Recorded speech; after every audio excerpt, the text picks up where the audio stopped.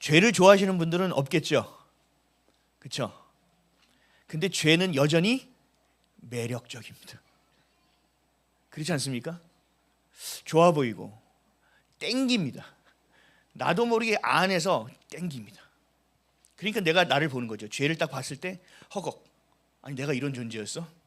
아니 그렇게 주님 앞에 무릎 꿇고 기도하고 나갔는데 아니 내가 이거밖에 안 돼? 그래서 우리는 지켜낼 수 없는 존재예요. 그래서 뭐가 필요하냐? 하나님께 가까이 가는 것이 필요합니다. 어둠을 여러분들이 막 발로 차고 주먹질하고 막 밀어내고 의자 집어던지고 총을 쏴서 어둠을 이길 수 있는 게 아닙니다. 어둠을 이길 수 있는 유일한 방법은 하나밖에 없죠. 뭐예요? 빛이 임하면 끝납니다. 하나님이 임재하시면 끝납니다. 그러니까 여러분들이 빛을 이기기 위해서는 주님 앞에 나가는 방법밖에 없어요. 주님을 가까이 하는 방법밖에 없어요. 우리 안에는 죄성이 이미 장착되어 있기 때문에 그렇습니다. 죄성은 죄로 돌아가려는 성질, 죄의 맛을 받습니다. 그래서 죄를 향하여 가고자 하는 그 본성, 결국은 어디까지 가느냐? 하나님 없이도 나는 살 수 있다라는 교만. 하나님 한 분으로 충분하지 않다. 욕심과 탐욕으로 향하는 것. 결국은 하나님을 향하지 않는 그 마음. 이게 바로 교만, 죄성입니다. 이 죄는 하나님과 우리의 사이를 갈라놓습니다. 빼앗아갑니다. 여러분이 그래도 겨우겨우 품고 있던 아주 조그만 믿음도 갉아먹어버립니다. 이것이 죄가 우리 안에 와서 벌어지는 일입니다. 타락한 마음이죠. 결국 하나님을 떠나서는 우리가 살 수 없어요. 하나님을 떠나서는 왜 살 수 없느냐? 외로워서? 아니요. 죄 때문에요. 술 취하지 말라 이는 방탕한 것이니 오직 뭐에 취하라? 성령에 취하라. 그건 뭐예요? 죄 가운데 가까이 가지 말고 세상에 있는 것을 탐닉하지 말고 오직 주 앞에 머무르라는 얘기를 하고 있는 겁니다. 우리는 그래야만 살 수 있습니다. 이게 인간의 본성입니다. 예레미야 17장 9절에선 이렇게 말씀하고 있습니다. 네, 제가 읽겠습니다. 만물보다 거짓되고 심히 부패한 것은 마음이라 누가 능히 이를 알리오마는. 아멘. 만물보다 거짓되고 심히 부패한 것, 가장 부패한 것이 뭐라고요? 제 마음, 저 사람 마음. 아니요, 내 마음이라는 겁니다. 그래서 우리는 하나님과 가까이 해야 합니다. 그리고 또 필요한 것은 뭐냐? 죄가 무엇인지를 알아야 됩니다. 똥인지 된장인지 어떻게 알 수 있어요? 성결아, 어떻게 알 수 있어? 먹어본다고? 너 제정신이야? 그렇지, 보면 알 수 있죠. 우리가 그러면 늦는 겁니다. 지혜롭다는 것은 뭐냐? 아는 겁니다. 아, 저거 하면 죽는구나라는 거 보고 가지 않는 겁니다. 우리가 경험 가운데서 찍어 먹으면 알 수도 있지만 우리는 영적으로 하나님께서 함께 하시는 자이기 때문에 알아야 됩니다. 알아차려야 됩니다. 아, 저것은 아니구나 라는 것을 알아야 됩니다. 선과 악을 구분할 수 있어야 된다는 거죠. 선악과를 왜 따먹었죠? 아담과 하와가? 선과 악을 구분할 수 있다. 이게 뭐예요? 하나님과 같이 된다는 얘기입니다. 여러분이 도덕과 윤리로 살아가는 사람들 많죠. 중국 사람들이 볼 때 왜 눈살이 찌푸려져요? 도덕과 윤리가 없어요. 길거리 가다가 그냥 갑자기 오줌을 싸요. 거기는 제가 중국 한번 가봤는데 20세기와 21세기가 공존을 합니다. 옷은 다 21세기 옷을 입고 있습니다. 근데 사람들은 다 20세기 사람입니다. 희한합니다. 배를 이렇게 막 까고 다니고요. 하여튼 식당에서도 너무 큰 소리가 서서 서로 대화를 못 합니다. 그러니까 공중 도덕이라는 게 없어요. 우린 생각하죠. 아, 저렇게 도덕을 안 배웠어. 윤리적이지 않아. 우리가 볼 때 그게 선과 악의 기준, 옳고 그름의 기준이라고 생각합니다. 그렇지 않습니다. 이게 아담과 하와가 했던 일입니다. 우리가 해야 되는 일은 뭐냐? 선은 오직 하나님 한 분입니다. 우리는 선과 악을 구분할 수 있는 존재가 아닙니다. 우리 안에 죄성 때문에 이게 악인지 선인지 잘 모릅니다. 저 악도 막 끌려갑니다. 여전히 매력적입니다. 그래서 하나님은 뭐 하셨냐? 우리에게 정확한 기준을 주셨다는 겁니다. 무엇이 선이고 무엇이 악이냐? 근데 이것을 잘 몰라도 사실은 하나님 가까이 있으면 감회라는 게 옵니다. 하나님과 가까이 있으면 주님께서 알려주시는 몫이 있거든요. 근데 오늘은 그 성경을 통해서 죄를 구별할 수 있는 하나님이 주신 가장 크게 구분해 주신 세 가지가 있습니다. 그 중에 두 가지를 오늘 살펴보도록 하겠습니다. 죄가 이게 죄인이 아니냐, 옳은 것이냐 틀린 것이냐라고 알 수 있도록 하나님께서 우리에게 주신 첫 번째가 뭐냐? 양심입니다. 양심. 야, 너 양심에 털 났냐? 라고 얘기하죠. 하나님을 믿는 사람이든 하나님을 믿지 않는 사람이든 양심이라는 걸 주셨다는 거죠. 그 양심은 뭐냐면 최소한 인간의 도리를 할 수 있도록 하는 겁니다. 최소한 누가 살인을 저질렀어. 내가 누굴 죽였어. 이런 양심. 내가 누굴 훔쳤어. 마음이 불편해. 그래서 최소한의 선을 향하여 나아갈 수 있도록 주신 하나님의 기준, 그게 바로 양심입니다. 가장 넓은 기준점이죠. 성경을 보면 가늠한 여인이 사람들 가운데 끌려 나왔습니다. 돌로 쳐 죽이기 전에 예수님을 시험합니다. 돌로 치라 하면 예수님께서 말씀하신 자신의 교훈을 저버리고 사랑이 아니라는 것이 증명되는 순간이고, 또 죽이지 말라고 하면 율법을 어긴 것이 되어버리니 예수를 놓으라고 다 얘기해도 걸려들 수밖에 없는 함정이었죠. 그런데 예수님께서 뭐라고 하셨어요? 땅에 글씨를 쓰신 후에 죄가 없는 자가 먼저 돌로 치라. 그랬더니 사람들이 어떻게 했을까요? 요한복음 8장 9절입니다. 띄워지나요? 예. 읽겠습니다. 시작.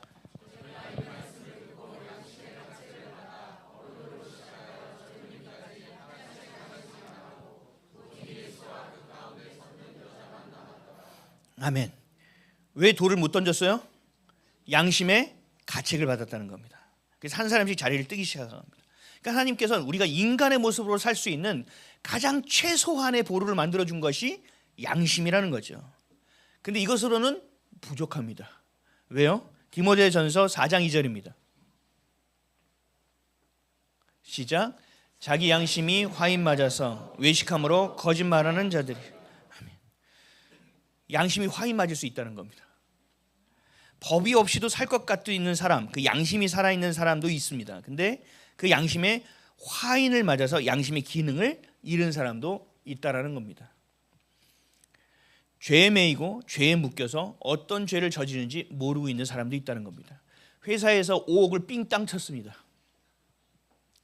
제가 처음 들어간 회사에서 제가 회계 파트에서 일을 했거든요. 회계 파트에서 일을 하니까 이게 돈이 굴러가는 게 눈에 보입니다. 이야, 이거 마음만 먹으면 1년에 차 한 대 뽑겠는데 이런 생각이 들어요. 그때는 성화가 덜 되었을 때 그런 생각이 딱 올라왔습니다. 와, 이거 마음만 먹으면 1년에 차 한 대 뽑겠다 라는 마음이 탁 올라왔습니다. 그 순간 뭐가 막았느냐? 양심이 막았습니다. 양심이. 근데 그 양심에 화인을 맞은 거죠. 그래서 5억을 삥땅한 사람이 있어요. 근데 뉴스를 봤더니 법을 재판하는 판사가 50억을 먹었다네. 5억, 50억? 나는 죄가 별로 안 지었네. 50억 먹은 인간도 있는데 5억이 뭐야? 5억에 11조를 좀 하고, 양심상 감사원금도 좀 하고, 성경도 좀 하고, 그리고 좀 써야겠다. 이런 마음이 들어요. 이게 뭐예요? 양심에 화인 맞은 자예요. 양심이 막 이게 아니라 합리화를 시킨단 말입니다. 죄를. 그래서 하나님께서는 양심으로 안 된다고 보시는 거죠. 그래서 그 다음으로 뭘 만들었느냐? 죄를 죄로 알 수 있게 해주신 두 번째 방법이 뭐냐? 율법입니다. 율법의 역할은 뭐냐? 죄를 죄로 깨달을 수 있도록 해주는 것이 바로 율법입니다. 오늘 보면 20절 말씀입니다. 시작. 그러므로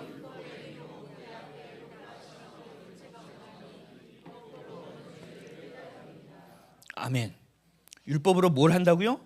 죄를 깨달을. 이게 율법을 주신 이유입니다. 그러면 여러분 율법을 지킨다. 그러면 율법을 지킴으로 여러분 의롭게 될 수 있습니까? 아니죠. 율법을 지키면 여러분 구원받을 수 있습니까? 아니죠. 여기 수준이 매우 높습니다. 우리의 구원은 오직 예수 그리스도로만 구원을 받을 수 있습니다. 율법은 뭐냐? 우리에게 죄를 죄로 깨달을 수 있게 해주신 선물입니다. 오늘 보면 21절에서 26절인데요. 쭉 읽겠습니다. 시작. 이제는 율법에 의해 하나님의 한 의가 나타났으니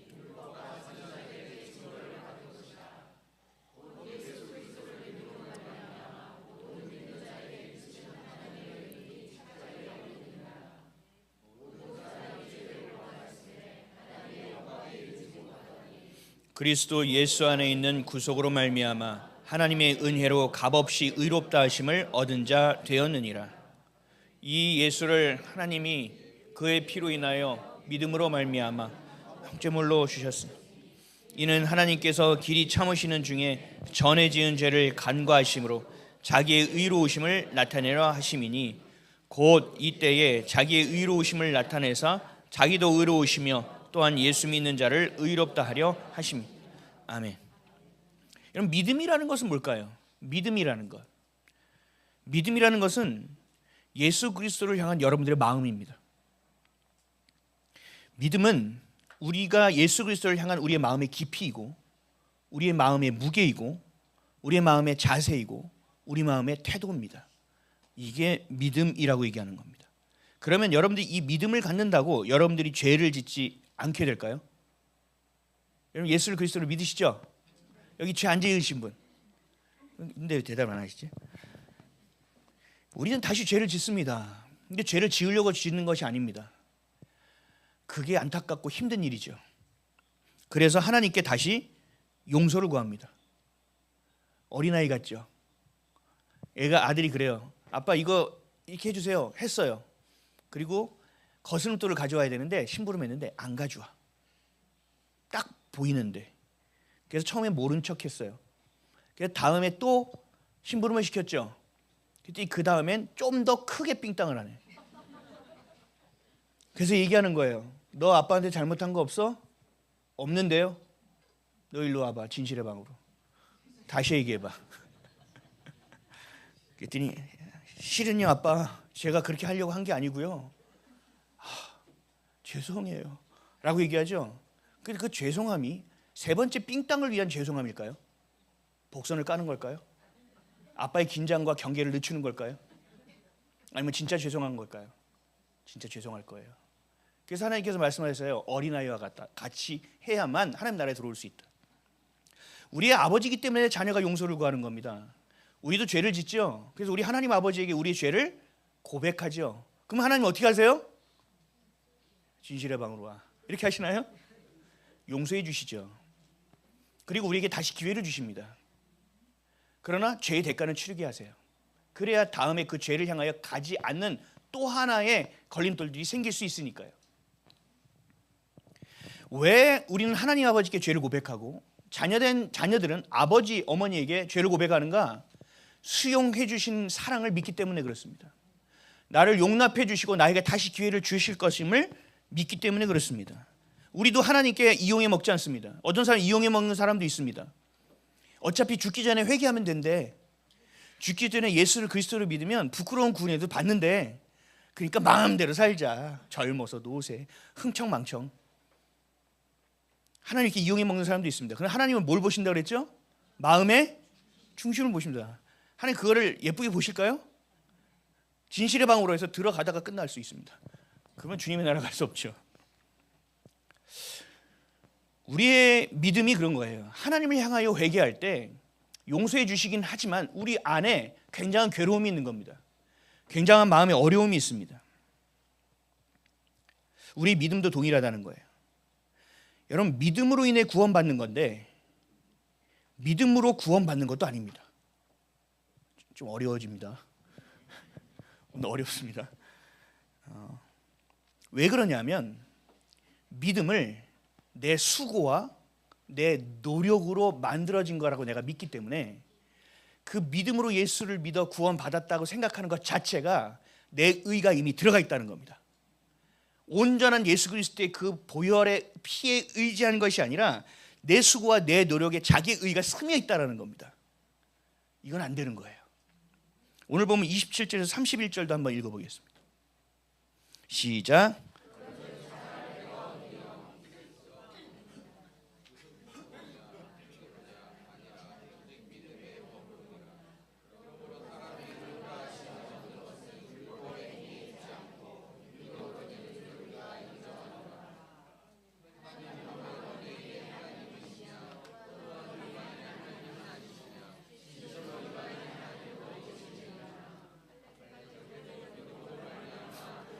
그래도 믿음으로 말미암아 의롭다 하실 하나님은 한 분이시니라. 그런즉 우리가 믿음으로 말미암아 율법을 폐하느뇨 그럴 수 없느니라. 도리어 율법을 굳게 세우느니라. 아멘. 여러분, 정확하게 말하자면 우리의 믿음으로 말미암아 구원받는 것이 아니라 우리의 믿음을 보시고 하나님이 구원하신다는 겁니다. 아멘이십니까? 여러분, 이거 한국교회에서 지금 어려운 설교를 하고 있는 거예요. 저 돌 맞을 수도 있어요. 잘 들으셔야 돼요. 우리의 믿음으로 말미암아 구원받는 것이 아니라 하나님께서 우리의 믿음을 보시고 하나님께서 구원하신다는 얘기예요. 믿음으로 우리가 자생적으로 구원받게 되는 게 아니라 예수 그리스도의 그 피값으로 구원받게 된다는 얘기예요. 이해되십니까? 그러니까 우리가 믿음으로 구원받는다라기보다는 결국 하나님의 전적인 은혜로 말미암아 구원받게 되어진다라는 겁니다. 아멘이죠. 좀 더 구체적으로 말하면 나를 위해서 십자가에서 대신 죽어주신 그 예수 그리스도의 그 죽음, 그 생명값, 그 속량해 주신 그 은혜로 말미암아 저와 여러분은 구원받게 된다는 것입니다. 그리스도로 인하여 구원받는 겁니다. 예수의 피로 인하여 구원받는 겁니다. 우리의 믿음은 통로가 되는 것뿐입니다. 믿음으로 인하여 그 자리까지 가게 되는 것이지, 하나님은 그 믿음의 태도만은 보는 것이 아니라 그 태도를 보고 예수 그리스도로 인하여 구원한다는 얘기입니다. 아멘이 점점 작아지고 있습니다. 자, 마가복음 10장 45절입니다. 시작.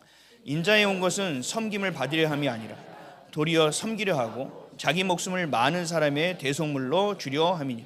아멘. 율법으로 우리는 정결케 될 수는 있어요. 근데 그 율법으로 구원을 받을 수는 없어요. 우리의 죄가 율법으로 뽑혀지지 않는다고요. 쓴뿌리가 계속 남아있을 수밖에 없다고요. 내가 오늘 설교 가운데서 깨달았어. 이게 죄였구나. 그래, 돌이켜야지, 결단해야지. 그리고 막 부르짖고 집에 갔어요. 갔으면 그게 언제까지 가요? 많이 가면 수요일이에요. 그러니까 수요일날 넘어지니까 교회에서 뭐예요? 수요예배 오세요. 수요예배에서 열심히 살아. 수목 가다가 또 자빠져. 그러니까 어떻게 해요? 금요예배 오세요. 그죠? 다 이유가 있어요. 수요예배, 금요예배가. 우리는 죄에 매이고 거기서 끝나는 것이 아니라 안 되잖아요. 그러니까 뭐가 되느냐? 율법에 또 매여버려요. 죄에 매이다가 또 율법으로 매여버린다고요. 의로워지기 위해서 몸부림을 친단 말이에요. 근데 그게 되나요? 메비우스 띠처럼 안 돼요. 계속 무너져요. 그러니까 좌절하게 되고 나중엔 내 자신을 바라보며 한탄하게 되고 나 같은 존재는 안 된다고 나 스스로에게 절망을 선포하는 일들이 벌어진다는 것입니다. 그래서 우리에게 필요한 것은 뭐냐? 예수 그리스도의 피예요. 예수 그리스도의 피로 인한 속량이 우리에게 필요한 것입니다. 히브리서 9장 22절입니다. 시작.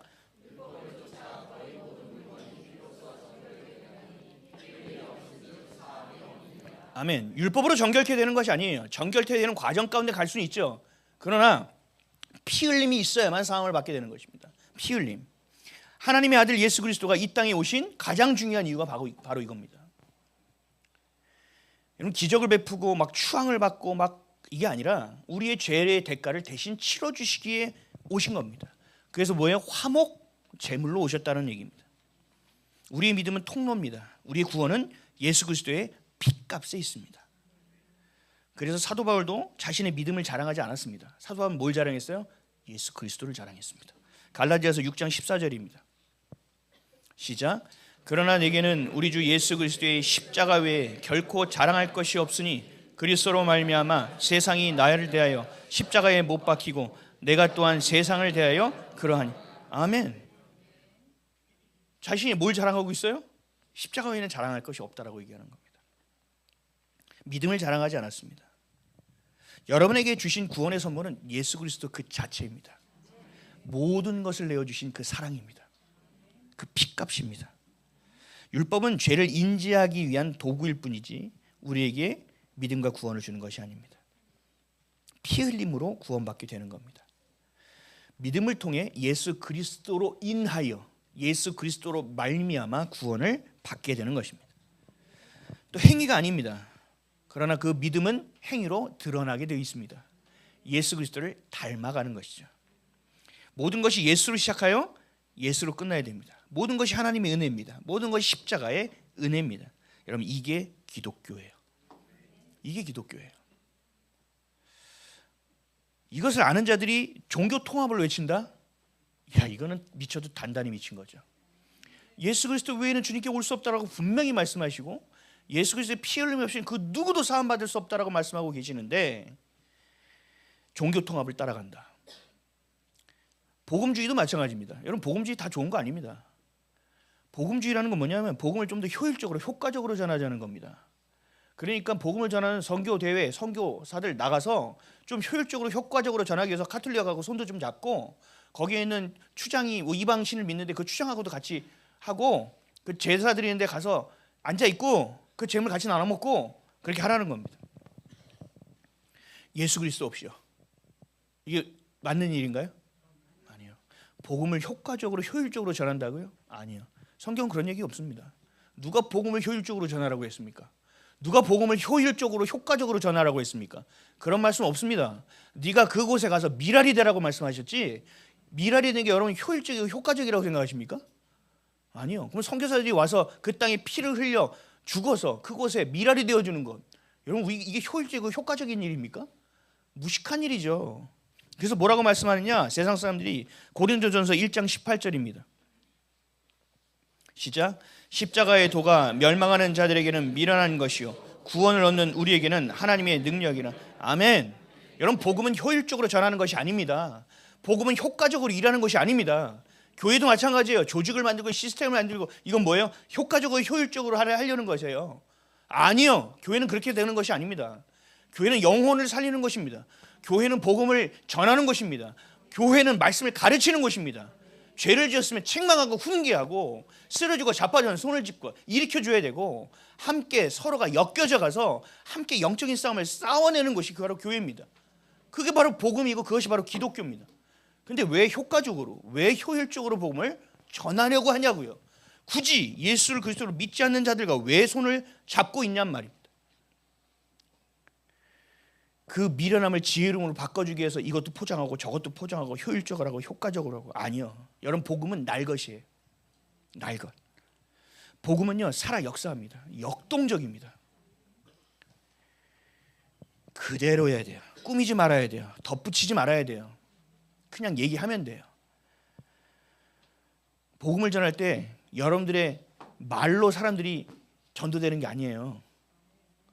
여러분들 말을 하는 통로일 뿐이에요. 아까 얘기했죠. 믿음이 통로가 돼요. 예수 그리스도 우리를 구원하는 것처럼 여러분들이 착각하시면 안 돼요. 여러분은 가서 내가 말을 잘해야지 뭘 해야지 해서 말을 해서 그 사람이 전도되는 게 아니에요. 복음은 뭐예요? 나는 전하는데 그 전함을 역사하는 분이 누구예요? 성령 하나님이시란 말이에요. 그거를 놓치니까 내가 뭔가 자꾸 하려고 한단 말이에요. 전도하면서도. 아니요. 요한계시록 22장 18절에서 19절입니다. 시작.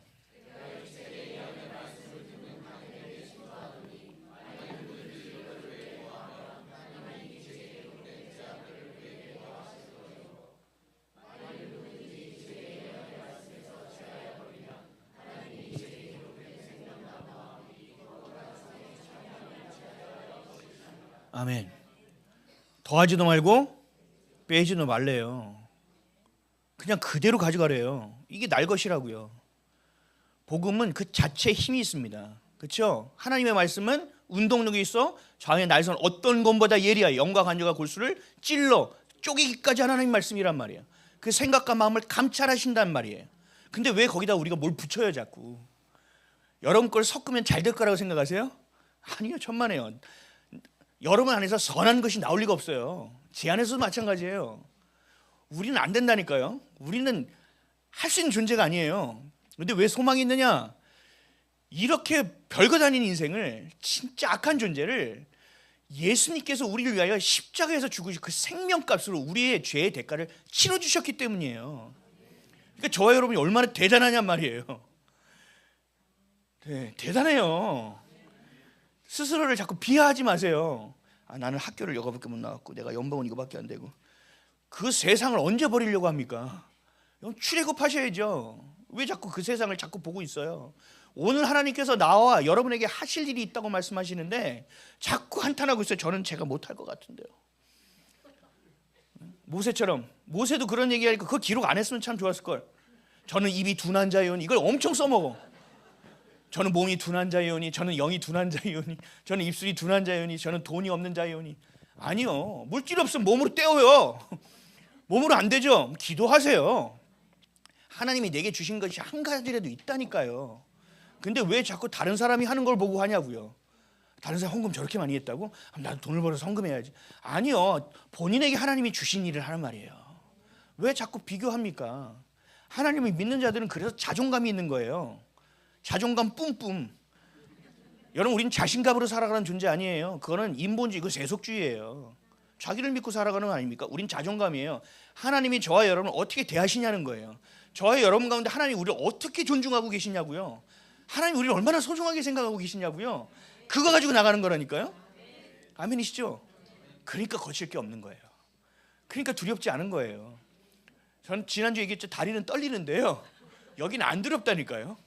근데 이렇게 하다 보면 다리가 덜 떨리기 시작해요. 그래서 스쿼트도 좀 하고 그럼 더 좋아져요. 중요한 건 뭐냐? 주님을 따라가려는 나의 자세, 나의 태도, 나의 기준, 나의 중심, 이게 뭐야? 이게 믿음이란 말이에요. 그래서 믿음은 중요해요. 근데 여러분 구원파 아시죠? 구원파는 회개를 몇 번 할까요? 한 번밖에 안 해요. 이 구원파도 몇 번 보시는 걸로 알고 있는데 안 돼요. 회개해야 돼요. 뭐 본인이 그렇게 대단한 존재라고 그건 안 돼요. 예수 그리스도의 피가 필요해요. 매일처럼. 우리는 안 되는 존재거든요. 근데 대한민국의 교회가 구원파가 돼버렸어요. 전부 다. 왠지 아세요? 나 한 번 믿으면 영원히 구원받았다고 착각하니까요. 안 돼요. 두렵고 떨림으로 구원을 이루어가라고 말씀하셨고 주여 주여 하는 자마다 주님의 나라에 올 것이 아니라 주의 뜻대로 행하는 자라야 주님의 나라에 들어올 수 있다라고 말씀하고 계신데 왜 자기가 보고 싶은 것만 보고 있냔 말이에요. 대한민국 교회가 전부 다 구원파가 돼버렸어요. 제가 이런 얘기만 하면 누가 이렇게 길게 댓글을 써요. 막 신학적으로 하나님이 구원한 걸 꺾으신 당신이 꺾을 존재냐? 네가 하나님보다 뭐 대단하냐? 구원을 하나님께서 하면 그게 취소가 되느냐? 이런 신학적인 논리에 의해서 교리에 의해서 그런 취소는 불가능하다. 오케이. 근데 주님이 넌 난 모르겠는데. 그럼 끝나는 걸. 내가 너를 도무지 알지 못하겠노라 하면 끝나는 일을 그럼 주님 앞에 가서도 신학적인 논리를 가지고 얘기할 겁니까? 불가능한 일이에요. 성경은 전체적으로 봐야 되고 하나님의 마음이 뭘 얘기하는지를 봐야지 이거 뭐 단어 하나 해석해서 되는 일이 아닙니다. 하나님이 우리에게 원하시는 건 뭐예요? 살리기 원하신다는 거죠. 어떻게 살리기 원하는 거예요? 영혼이 영원히 사는 것을 원하는 겁니다. 주님은. 그러니까 우리 뭐 하세요? 네가 죄를 지면 차라리 팔을 잘라버리고 눈이 죄는 눈을 차라리 뽑아버려라. 그건 뭐예요? 어떻게 이렇게 주님께서 과격해요? 이게 아니에요. 예를 들으시는 거 아니에요. 육은 사라지지만 너의 영혼은 영원할 수 있기 때문에 거기에 그게 중요한 게 아니라 더 중요한 게 있다는 것을 가르쳐주고 있는 거 아닙니까? 근데 자긴 구원받은 존재라고 막 굉장히 젠틀하게 막 교회 앞에 안에서 막 장로 달았다고 막 이러고 요즘 장로를 왜 자꾸 금배지 다는 거예요? 그런 짓 하면 안 돼요. 장로는 더 고기를 숙여야죠. 섬김의 자리로 올라간 거 아닙니까? 더 섬겨야죠. 뭐 하는 짓이에요? 교회가 계급화가 됐어요. 이게 세속주의라니까요. 타락했다니까요. 목사가 뭐 이렇게 거들먹 아니요. 저는 그런 얘기 많이 했어요. 목사 다 와라 좀 그런 소리 엄청 들었어요. 왜 내려오면 실실 웃고 다니냐? 너의 그 연약함을 왜 자꾸 얘기하냐? 목사답지 않게.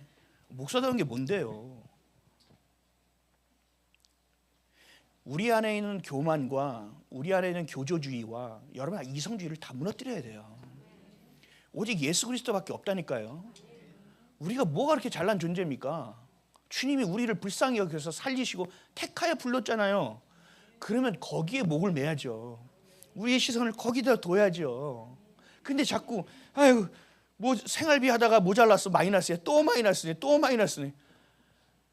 자신의 삶을 점검해야죠. 그럼 주님을 향해야죠. 어떤 분은 빚을 지면서 교회 헌금하는 분도 있어요. 미쳤어요. 왜 그런 짓을 하고 있어요? 주님께서 뭐라고 하셨어요? 네가 수고한 것으로 구제하라고 얘기하고 있잖아요. 왜 자꾸 성경에 없는 얘기들을 혼자 하고 혼자 생각하고 마음대로 하냔 말이에요. 여러분 제가 요즘 상담을 참 많이 하는데 마음이 너무 슬프고 힘들어요. 왠지 아세요? 성경을 너무 몰라요. 어디 몇 절 말씀 이런 거 얘기하는 게 아니에요. 하나님 마음을 너무 모른단 말이에요. 하나님이 여러분을 향한 마음을 몰라요. 그런데 어떻게 때를 분별할 수 있습니까? 우리가 다 마지막 때는 알고 있죠. 어떻게 하는 거예요 도대체? 어떻게 알고 계세요? 다 마지막 때라니까요. 이재명이 딱 등장하니까요. 아니요. 여러분, 우리가 하나님의 마음을 알아야 돼요. 그러면 다 분별하게 되어 있어요. 하나님의 말씀 가운데 깊이 들어가세요. 기도도 하고 그냥 벌떡 일어나지 말고 좀 듣는 기도 좀 하세요. 듣는 기도. 주님 앞에 주여 하고 좀 머물러 보세요. 머리가 복잡해 힘들어. 기도고 뭐고 나발이고 난 모르겠다. 아니요. 흙탕물은요 기다려야 돼요. 그럼 흙은 가라앉게 되어 있어요. 주님의 빛이 여러분 임재 앞으로 가려고 하면 주님이 찾아와 주세요. 하나님은 여러분에게 관심을 갖고 있단 말이에요. 여러분들의 그 감정 한 조각까지 매우 중요하게 여기시는 분이 우리 만왕의 왕이신 하나님 아버지란 말이에요. 혼자 막 나는 안 되나 봐 이런 생각도 하지 마세요. 기도하시라고요. 혼자 나는 안 되나 봐 하지 말고 기도의 자리에 가서 하나님 저는 안 돼요. 차라리 이렇게 하세요. 나 미쳤나 봐. 아니요. 주님 앞에 가서 물어보세요. 주님 저 미쳤어요? 여러분 이게 기도란 말이에요. 내가 힘든 거 어려운 거 있죠? 다른 사람한테 가서 이거 미칠 것 같아. 터질 것 같아. 내 말 좀 들어봐. 김 집사가 말이야. 나 돌겠어 주일마다. 알지? 왜 하는지? 이거 전문용어로 뭐라고 해요? 뒷담화예요. 여러분 교회에서도 뒷담화가 흥황하고 있어요. 안 돼요. 이러면 교회가 무너져요. 안 돼요. 주님 앞에 가서 하세요. 주님 김 집사 아시죠? 미쳐버리겠어요. 주님 앞에 가서 하시라니까요. 이건 뒷담화가 아니고 기도란 말이에요. 아멘이십니까? 왜 자꾸 기도를 하면 되는데 뒷담화를 깐다고 하나? 뒷담화를 하고 있고 주님 앞에서 기도하면 혼자 낙심하고 넋두리를 하고 있냐고요. 저는 그런 시간을 허비하지 않아요. 그거 가지고 다 기도해요. 누가 저한테 싫은 소리 했어요. 와 돌아버리겠네. 아니요 이렇게 안 해요. 주님 들으셨죠?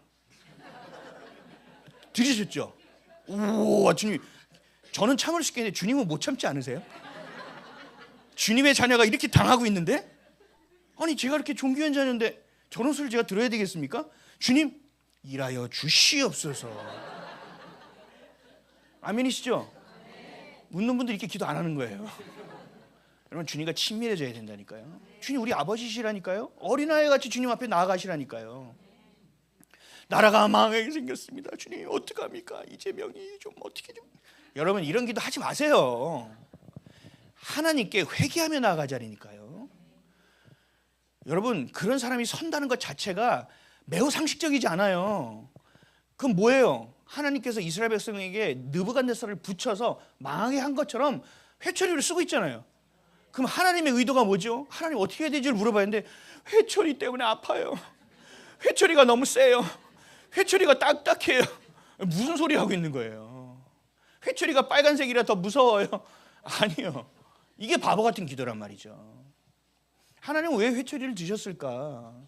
하나님은 왜 회초리를 우리를 후려치고 계시는 걸까? 왜 하나님 우리 기도에 응답하지 않고 대한민국이 무너지는 것을 지켜보고 계실까? 하나님의 마음을 알아야죠. 그렇죠? 여러분 하나님께 마음을 드리십시오. 하나님의 마음을 알아야 됩니다. 이게 믿음이 되는 거예요. 이 믿음을 통하여 주님께 가까이 가게 되는 거예요. 그럼 주님은 어떻게 하느냐? 이제 와서 진짜 내가 너를 몇 번을 물은 줄 알아? 이렇게 얘기하실까요? 아니요. 신발도 안 신고 뛰어오는 탕자의 아버지처럼 우리를 찾아 들어오신단 말이에요.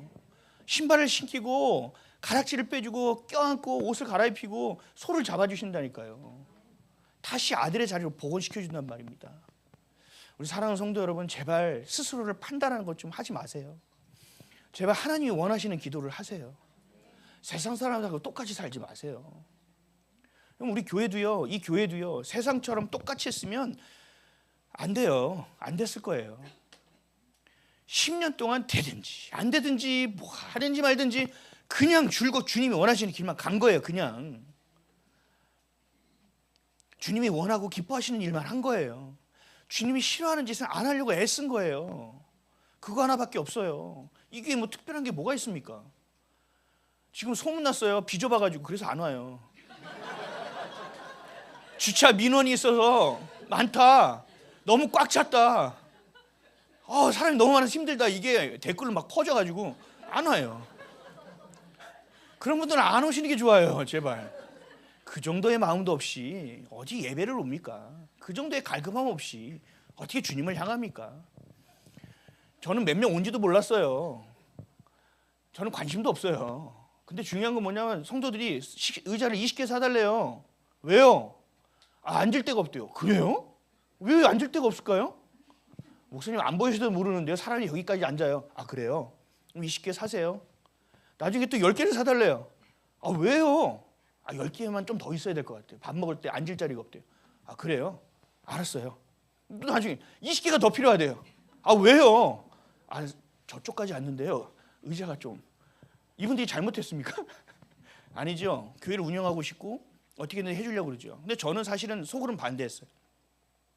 저는 예전에 교회 다닐 때 교육관에 계단에서 예배드린 적도 있어요. 내가 마음이 갈급하냐, 내가 주님을 향한 마음이 있느냐, 이게 진심이냐 전심이냐에 따라서 달라지는 것이지 교회 환경에 따라 달라지는 게 아닙니다. 성도를 불편하지 않게 도와주려고 하는 것은 교회가 아니에요. 교회는 성도를 불편하게 만들어야 돼요. 진리를 쏟아내야 돼요. 그래서 죄가 내 안에서 감각적으로 죄가 뭔지를 알게 해줘야 돼요. 이거 불편해. 아니 5억 빙땅한 거 아무것도 아닌 줄 알았더니 어떻게 5억인지 알고 얘기했지? 나한테 얘기한 건가? 저 이런 얘기 엄청 많이 받아요. 왜 자기 얘기했냐요? 나는 무슨 얘기인지 잘 모르는데요. 여러분 이건 자기가 찔렸다는 거죠. 성령께서 그 말씀을 그 마음에 갖다 꽂아주셨다는 거죠. 그 마음이 불편하죠? 그럼 기도해야 되는 거죠. 주님 제가 어떻게 해야 될까요? 여러분 이게 은혜 받은 거예요. 근데 오늘 내가 듣고 싶은 얘기를 막 들었어. 목사님하고 나랑 생각이 똑같아. 목사님 은혜 받았습니다. 아니요, 이거 은혜 아니에요. 은혜 중에 이만큼이에요. 진짜 은혜는 뭐냐? 나갈 때 여러분들 인생이 구겨져야 돼요. 이거 어떻게 뱉어내지? 이게 뒷담화하던 이 습관을 어떻게 버렸지? 나도 모르게 아내한테 삥땅 치고 용돈을 모았는데 어떻게 하지? 성결이 서랍 셋째 서랍에 내가 몰래 사탕을 모아놨는데 어떡하지? 예를 들면 여러분 이런 것들이 내 안에서 걸려야 돼요. 불편해야 돼요. 여러분 말씀을 들으면 유쾌하지 않아요. 말씀을 들으면 매우 불편해져요. 하나님 말씀을 깊이 알수록 매우 불편해진다니까요. 그럼 어떻게 해야 돼요? 김집사 내 마음의 불편함을 들어봐. 이렇게 해야 돼요? 아니죠. 하나님 앞에 나아가야죠. 주님 뭔가요? 왜 이렇게 됐나요? 이 죄가 어떻게 나한테 합법적으로 들어왔을까요? 주님 이것을 붙들고 제가 어떻게 하면 이겨낼 수 있을까요? 주님 앞에 발버둥 쳐야죠. 이게 우리 안에 필요한 겁니다. 이게 안 되니까 한국교회가 약화된 거예요. 기독교인이 되지 않은 겁니다. 듣고 싶은 것만 듣는 겁니다. 말하고 싶은 것만 말하는 겁니다. 하고 싶은 것만 하는 겁니다. 옛날에 우리 교회가 예배를 3시간 반, 3시간 40분씩 드렸어요. 그러니까 주변에서 연락이 오는 거예요. 너 그렇게 목회하면 안 된다. 그렇게 하니까 교회 성도가 없지. 계속 연락이 진짜 없었어요. 계속 연락이 와요. 근데 성도 보고 예배 드리나요? 난 하나님 보고 예배 드리는데. 요즘 트렌드는 주일 예배에 설교 20분이야. 성경에 써 있으면 제가 할게요. 아니잖아요. 말씀대로 가야 되잖아요. 말씀대로. 어떤 교회는 1시간 반씩 설교하시는 분도 계시더라고요. 아세요? 모르죠? 요즘 예배 어떻게 해요? 1부, 2부, 3부, 4부, 5부, 6부 막 드리죠? 1시간씩 끊어요. 1시간씩. 그건 왜 그래요? 성도는 많은데 교회는 좁으니까 막 끊어버리는 거예요. 많이 모이게 하려고. 여러분 이게 저는 미친 거라고 생각하는 겁니다. 예배가 우리의 편의 때문에 드리는 겁니까? 예배는 누구예요? 하나님을 하나님으로 인정하는 거 아닙니까? 아멘이시죠? 우리 예배는 2시간 반이에요. 오전부터 2부까지 드리려면 7시에 모여야 돼요. 그렇죠? 그래서 이게 사람이 많으니까 예배하고 뭐 늘리고 난 모르겠다 그냥 간다. 불편해지면 다시 얘기하고 어디에 나오면 또 가고. 저기 끝에 누가 하려고 했는데 계약했대요. 꼭 들어오려고 한대요. 그래서 전 속으로 그랬어요. 하나님 적어주시면 할게요. 왜요? 말도 안 되는 거거든요. 저기 하기로 했고 계약금 다 냈고 전부 했대요. 그래서 저는 사실 확장하기가 싫어서 잘 됐다. 저거다. 하나님 적어주시면 갈게요.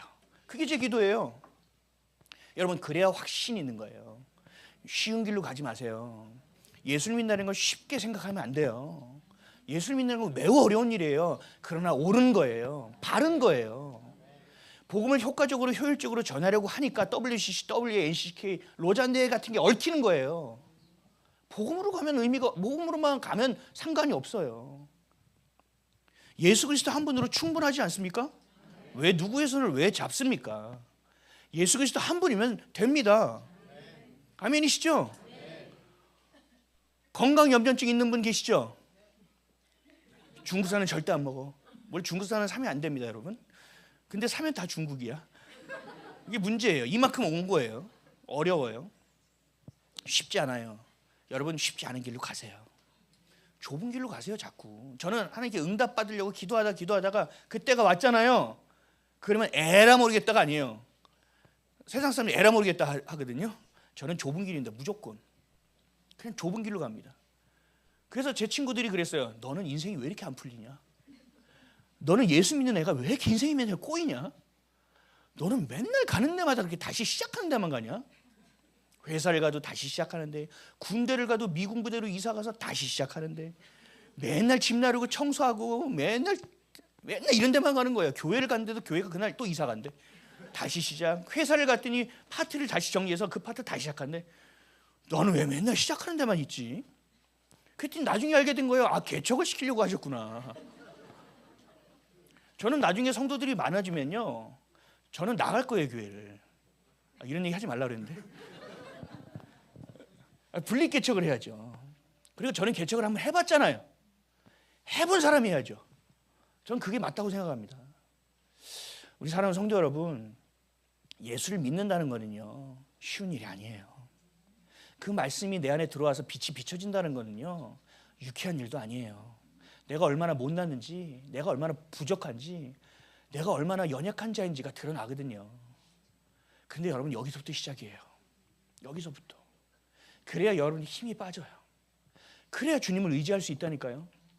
제가 11년 차잖아요. 10년 동안 한 거 없어요. 주님께서요, 힘 빼신 거예요. 5년 차까지 내가 힘을 좀 뺀 줄 알았더니 6년 차 갔더니 아, 힘이 있었네. 다시 7년 차 가니까 힘을 다 뺀 줄 알았더니 아, 여기에 힘이 좀 들어가네. 힘을 다 뺐더니 눈에 힘이 들어가 있네. 주님께서 힘을 빼고 해파리처럼 막 이렇게 만들어버린 거예요. 진짜예요. 그래서 제가 할 수 있는 건 뭔지 아세요? 기도밖에 없어요. 주님 도와주세요. 주님 어떻게 할까요? 맨날 물어봐요, 주님한테. 나중에는 메뉴도 물어봤어요. 주님 이걸 먹을까요? 힘이 너무 빠졌어. 할 게 없어. 식욕도 없어. 뭘 먹어야 될지 모르겠어. 앉아서 메뉴판을 갖다 줬는데 제일 싫은 게 메뉴판 막 20개씩 있는데. 그럼 기도해요. 주님 뭘 먹을까요? 불고기를 먹을까요? 김치찌개를 먹을까요? 이런 것까지 기도했어요. 왜요? 힘이 너무 빠지니까. 전 그게 좋아요. 여러분, 저도 그래도 지금도 힘이 들어갈 때가 있어요. 그래서 제가 제 설교를 2번씩 듣는단 말이에요. 제가 들으면서 그래요. 에이씨, 힘들어갔다. 그럼 그 다음 주는 밥을 안 먹고서요, 힘 빼려고. 발버둥 치는 거예요. 발버둥 치는 거. 여러분에게도 그런 발버둥이 있기를 축복합니다. 여러분, 전도하는 것은요, 우리가 예배를 드린다는 것은요, 나를 위한 게 아니에요. 하나님을 향한 거예요. 전도요, 여러분, 다른 사람을 위하여 중보하는 기도, 이게 얼마나 귀한지 아세요? 우리는 유한한 존재예요. 여러분, 부자라고 25시간 줍니까? 아니죠. 이재명 뭐 말하는 거 다, 이재명 얘기도 하지 말랬는데, 짐이 곧 법이다라고 얘기하는 분이 계시죠. 이모 씨의 아들 재명 씨. 그분이 계시죠. 근데 말하는 게 다 돼요. 근데 그 사람은 25시간 살 수 있습니까? 아니요. 인간은 유한해요. 누구나 똑같아요. 근데 그 24시간 시간 안에서 내가 누군가를 위해서 10분을 내어주는 거예요. 내가 24시간 내에서 이 나라와 민족을 위해서 내 생명의 1시간을 내는 거예요. 내가 내 딸과 자녀를 위해서 1시간씩 매일 내 생명을 그 자녀에게 내어주는 거예요. 이게 중보기도입니다. 중보기도는 그냥 와서 그냥 방언만 하고 막 기도만 하고 그 사람 이름 올려드리기만 하고 이게 아니라 내 생명값을 내어주는 거. 이게 전제라니까요. 그래서 중보기도를 하나님께서 굉장히 기쁘게 받으시는 거예요. 우리가 전도하는 것도 마찬가지예요. 전도는요, 99%의 기도라고요. 99%의 기도. 그 사람을 위해서 내 전제로 그들에게 내 생명을 내어주는 거란 말이에요. 예수님께서 나를 위하여 생명을 내어주셨던 것처럼 내가 누군가에게 내 생명을 내어주는 겁니다. 이게 전도예요. 나가서 뭐 좋은 거 얘기하고 우리 교회에 오세요. 제가 전도할 때 꼭 얘기해요. 우리 교회 좋다, 목사 설교 좋다 이런 얘기하지 말고 예수만 전하라. 예수 그리스도만 전하라. 그게 아니면 전도가 아니다. 99%의 기도입니다. 전제입니다. 그리고 1%의 전함이에요. 1%의 전함. 전하지 않는 자가 있으면 누가 들을 수 있겠느냐? 전하라니까 전하는 거예요. 대신 우리는 기도로 우리의 생명으로 나아가는 겁니다. 근데 이 1%를 위해서 효율적으로 효과적으로 한다고 이단과 사이비가 막 손을 잡아요. 참 너무 심각합니다. 신이 결국 너희 신도 네 신도 우리 하나님이니까 함께 해야 된다. 이건 진짜 미치지 않고는 할 수 없는 일입니다. 예수 그리스도만이 우리의 처음과 나중이십니다. 믿음만 강조해서도 안 됩니다. 믿음은 구원의 통로입니다. 구원을 이룰 수 있는 것은 뭐예요? 예수 그리스도의 십자가의 은혜. 우리를 향하여 전제로 모든 것을 흘려내어 주신 예수 그리스도의 그 피값 때문임을 잊지 않으시기를 축복합니다. 우리가 자꾸 믿음과 행위 막 이런 것만 강조하다 보면 이게 종교가 되어버리는 겁니다. 우린 종교가 아닙니다. 오직 예수 그리스도의 피로 인하여 구원받은 자라는 사실을 놓치지 않으시기를 축복합니다. 그 대가로 우리가 구원받은 것입니다. 그러니까 여러분들 안지나서나 누구 생각할 거예요? 그렇죠? 안지나서나 할 뻔했습니다. 예수님 생각입니다. 그렇죠? 그리고 먹고 눕고 일어날 때마다 누구 생각해야 됩니까? 예수님 생각. 예수님이 지신 십자가를 함께 지기를 소원하십시오. 그리고 예수님이 가신 그 좁은 길을 같이 걷기를 사모하십시오. 그 옳은 길, 그 영원한 생명의 길, 그 진리의 길만 따라 걷기를 결단하는 저와 여러분 되시기를 예수 그리스도의 이름으로 축복합니다.